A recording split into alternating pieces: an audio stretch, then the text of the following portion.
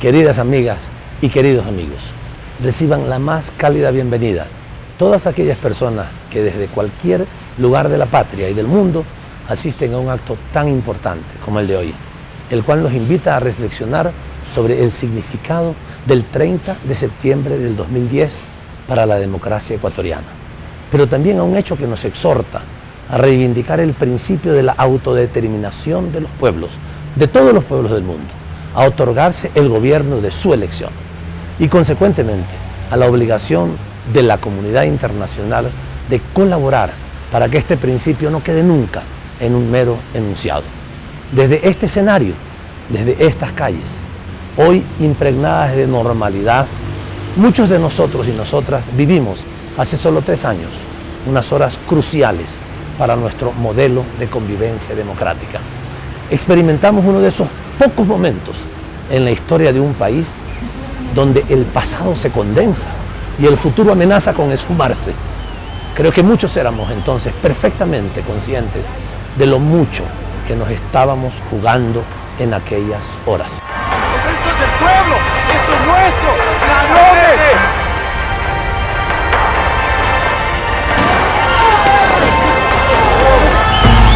Una democracia real, además de su respectivo proceso electoral, transparente e incluyente, también exige un efectivo ejercicio del poder en favor de las mayorías.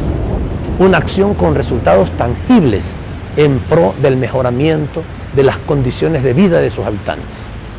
Pero cuando una democracia trabaja en función de las mayorías, ocurre que ciertos grupos oligárquicos, en el pasado acostumbrados a servirse del Estado para intereses particulares, reaccionan a través de todas las formas posibles a su alcance para desestabilizar o directamente para derrocar a un gobierno genuinamente democrático.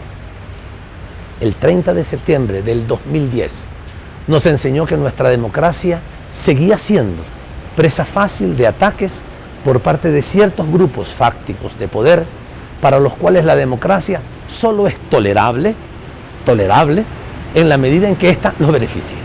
Pero felizmente el país ya contaba con un pueblo en revolución, un pueblo dispuesto a respaldar a un nuevo proyecto político. Quiero invitar a los valientes que están aquí abajo a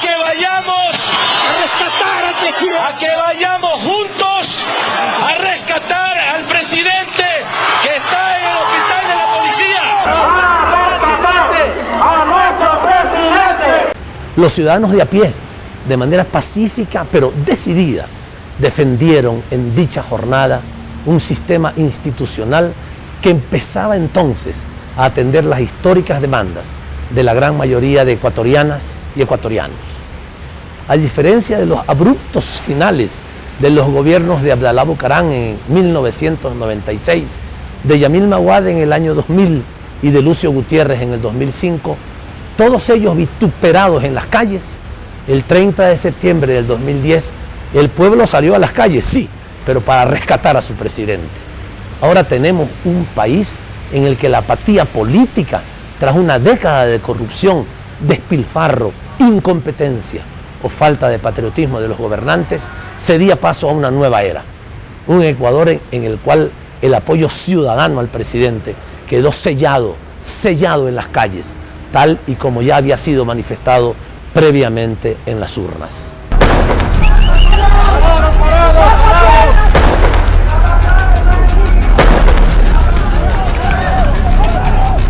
¡Correa!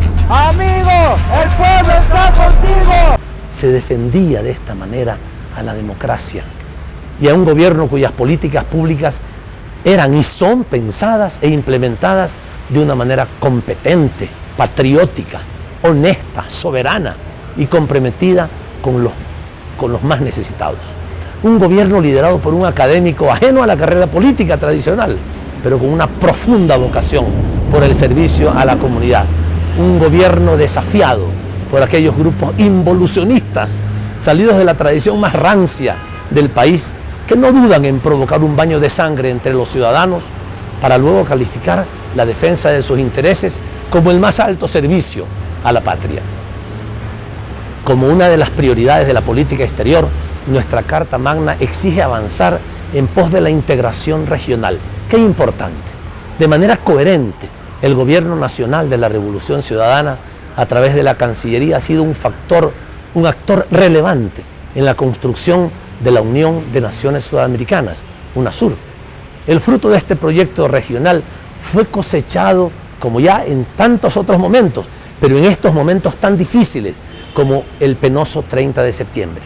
Qué gratificante fue corroborar que una región en proceso de unificación y profundamente comprometida con el valor de la democracia respaldaba de manera contundente la continuidad del gobierno democrático en el Ecuador. Al margen del signo político de los gobiernos de cada uno de sus 12 miembros, la UNASUR se pronunciaba en una cumbre convocada esa misma noche en Buenos Aires, con casi todos los presidentes de la región presentes en contra del intento de ruptura constitucional en nuestro país. Pero este organismo dio un paso más, puesto que estableció además que tomaría medidas concretas en contra de gobiernos que llegaran al poder por la vía golpista. El rechazo de una facción policial a la ley del servicio público encendió el ánimo de algunos en la mañana del 30 de septiembre del 2010. Determinados sectores de la fuerza pública no quisieron comprender, arengados a su vez por ciertos grupos políticos irresponsables, que dicha ley se erigía en beneficio de ellos y de todo el pueblo ecuatoriano. Pero bien sabemos hoy que aquellos hechos no se produjeron como respuesta a una ley. El objetivo ya desde antes del alba de aquel 30 de septiembre era la caída del gobierno. Increíblemente, hemos tenido que disputar la versión de lo sucedido frente a ciertos sectores políticos que pretendieron disfrazar un claro intento de golpe de Estado bajo la manta de meras protestas laborales, más o menos salidas de tono, se decía. Son esas voces que olvidan cómo aquella mañana se fue desplegando todo un plan coherente para desatar el caos en el Ecuador, que no solo implicó a grupos policiales, sino que se materializó en el cierre sincronizado del aeropuerto de Quito, en el corte de los principales accesos viales a la capital, en la toma de la Asamblea Nacional, de la televisión pública, de varias sedes de gobernaciones provinciales y en episodios de saqueo en otros puntos del país, y que por supuesto culminó con el secuestro del jefe de Estado en dependencias que, qué paradoja, de un hospital público ampliamente mejorado durante su gestión. Nadie en el exterior, ningún gobierno ni actor internacional de relieve avaló jamás la hipótesis de un mero levantamiento corporativo. Una hipótesis que aún sostienen ciertas personas en este país. Esas mismas personas que todavía hoy no terminan de aclarar qué hicieron ellos en las horas previas y durante los sucesos.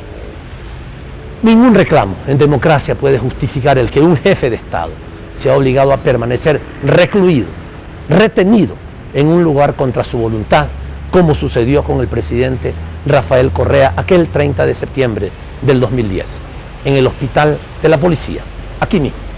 Menos aún puede un reclamo de esta índole validar el posterior intento de magnicidio, como sucedió. Todo esto no fue solo una clara transgresión al orden jurídico vigente, sino que puso en riesgo la vida de muchas personas, la vida del presidente, al extremo de terminar trágicamente con la vida de algunas de ellas. Aún recuerdo estas calles, repletas de humo, esas escenas confusas, donde el tumulto y la muchedumbre dieron paso a los cuerpos inertes, tendidos. Al principio pensábamos intoxicados por los gases, más tarde temiendo lo peor al escuchar el silbido característico de las balas. Han pasado 3 años desde que sectores retardatarios del progreso nacional intentaran terminar por la fuerza con este proyecto democrático de transformación. Un programa de acción que contaba y cuenta con la aprobación de la gran mayoría del pueblo ecuatoriano. Una revolución que ha cosechado, gracias a una inversión pública eficiente, grandes frutos en materias de educación, salud, vivienda, redistribución de la riqueza, vialidad, mejora en la recaudación tributaria, mejora en la equidad y el establecimiento de nuevas reglas para la explotación de nuestros recursos naturales en función, ahora sí, de los intereses del pueblo ecuatoriano y de la protección de la naturaleza. Pero los aciertos también se han evidenciado en nuestra política exterior.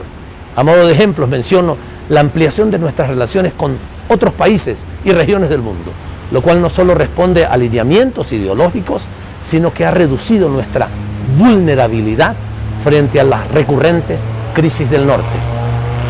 Podemos decir con orgullo que nuestro país ha ganado en espacio soberano dentro de la arena internacional, que el Ecuador ha dado ejemplo al mundo, culminando una exitosa renegociación de nuestra deuda externa que permitió un ahorro para nuestro país de unos 8.000 millones de dólares.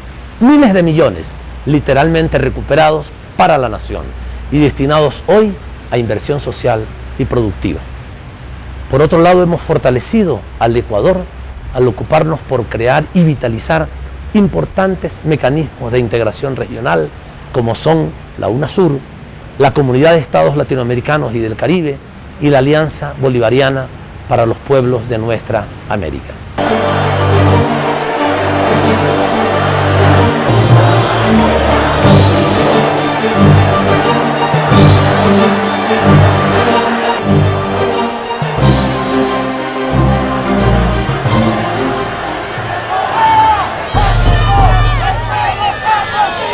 Ahora mirar hacia adelante y con muchas más ganas, con mucha más esperanza, con mucha más convicción, con mucho más valor, hacer que nuestra revolución ciudadana no la para nadie, ni la pare nada, hasta la victoria siempre.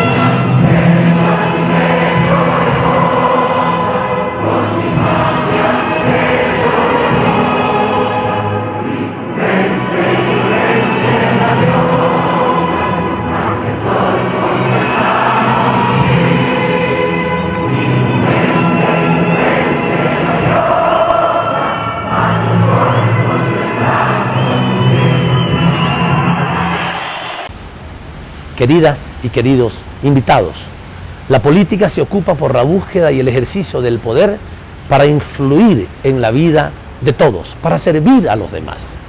Tanto en su versión nacional como internacional, la política congrega actores más poderosos que otros, los cuales interactúan entre sí. Es por esta inherente asimetría en las relaciones de poder que el ingenio humano ha creado el derecho, con la intención de equiparar estas diferencias de fuerza y de esta manera otorgar legitimidad al mando. He allí la importancia de respetar la legalidad democrática. Bienvenidas todas y todos, aquellos que creen en este proyecto político, que trabajan dignamente desde dentro del proceso para mejorar su país. Bienvenidos también todos los que discrepen de nuestro proyecto. Bienvenida la crítica constructiva, puesto que esta es esencial para el robustecimiento de la democracia contemporánea. Pero eso sí, nos ha costado mucho dotarnos de un marco democrático pleno como el que surgió de la Constitución de Montecristi en el año 2008. No podemos poner en juego algo tan valioso. Por eso celebramos el civismo y la valentía de nuestro pueblo, que dio una muestra de madurez democrática cuando salió a las calles aquel 30 de septiembre del año 2010. Otra vez, bienvenidos a este país y muchas gracias por su atención.